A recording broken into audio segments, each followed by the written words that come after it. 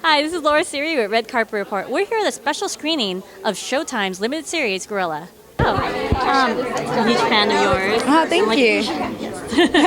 Well, what first drew you to this role? Like, what drew you to this character? Well, I really liked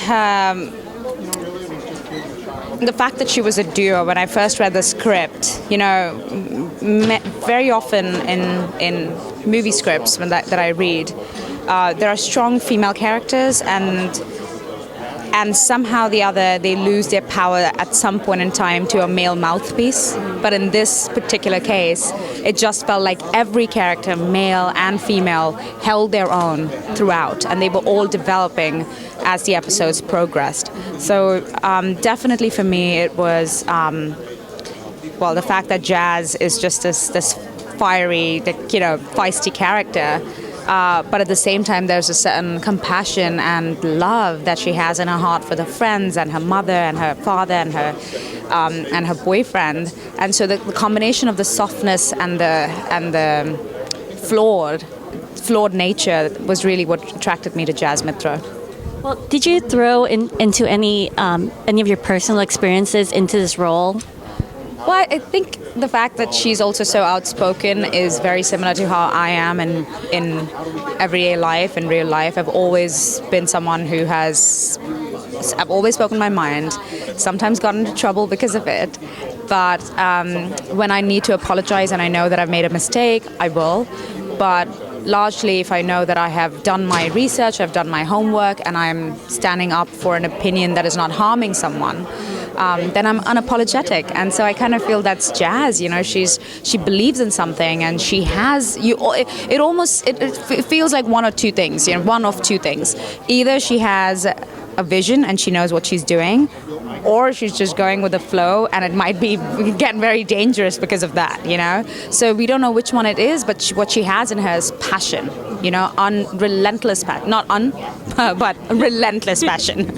Well, this is based in the UK, and with the troubling current times that's happening in the UK as well as the US with Brexit and Oliver, how would you feel like the show reflects the current times as well? Well, more than it being a comment on what's happening in the world right now, it's kind of a comment on what happens when you don't listen to the voices that want to be heard.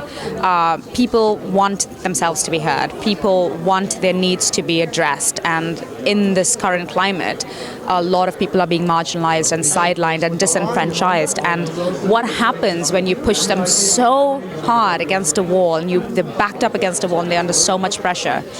They do things that they may not necessarily want to do, and there are consequences. So more than focusing on this being a comment for today's day and time, it's more about the consequences that we want to focus on.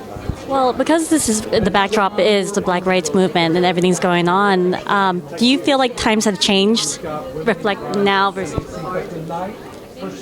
Certain fundamental issues haven't changed a lot. But with every movement and with every revolution, you are going to have certain shifts. There's this thing that happens during revolutions. Immediately, there's a certain change that happens, or a law is changed, or people come to the fore and say enough is enough. But then we really want to get down to the core of all the issues. And when there's intolerance, those issues come back all over again.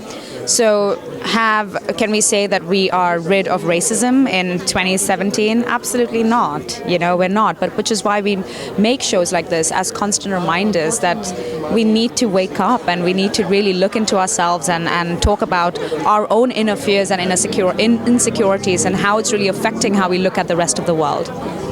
Well, what do you hope people get from this story? What do you hope the community, from this love story?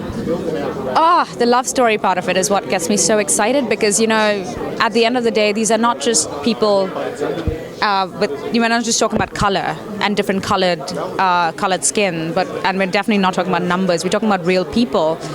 and it affects different kinds of relationships. You know, in this one we focus on the relationship between Jazz and Marcus, and you know, their values being tested, and are they going to really stand up for each other through it all. We're also talking about the relationship between Jazz and Marcus and their friends, Jazz and her mother, Marcus and his parents, and all of it is shifting, you know. And what I love about it the most is that the focus is always on the relationship, even under whatever political circumstance. And you think about it in everyday life, you know, whether it's Brexit or whether it's Trump here in America, the thing that affects people the most is lives, is the human story. It's not just the political statements that are being made, they are affecting real lives. And I think that is what I'm really proud of, you know, with this show, that it really addresses that, the human relationship. Because this is such an intense show, do you feel like you learned anything more about... Absolutely. I learned so much about not just the times, not just 1970s, but about what we are doing even today. You know, it helps me, in a strange way, actually become more patient and empathetic, but at the same time, I don't lose my urgency for things that need to be done. I just feel like it helps me have better direction because I come at a place more informed. And there's this thing that a friend of mine said to me, you know, the older we get and the easier we can admit that the lesser we know, we will go out there to seek more information and let that inform our actions. So yeah, I really do believe that the older I'm getting, I'm okay with accepting I don't know as much as I think I do.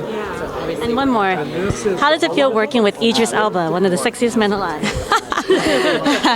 He is, well, let's not just focus on his sex appeal because, you know, he's more than that.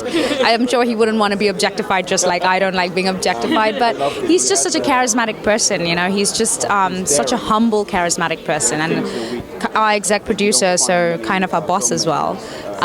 But just working with him, I just felt like he gave it, even though he does not, you know, have, you know, he has a very, very important role, a very significant role, but it's not a role that you see throughout the series in every episode, and it's not a large role in that sense. But even for the little significant time that he gave it as all. You know, there was never, oh, I'm not in this for too long, I don't really need to give it more than what I need to give. But no, he's 200%. That's what I say. Yeah. Thank you so much. Thanks for watching. If you like this video, give us a thumbs up. Subscribe to the channel for more videos. Leave a comment of what's your favorite Showtime show.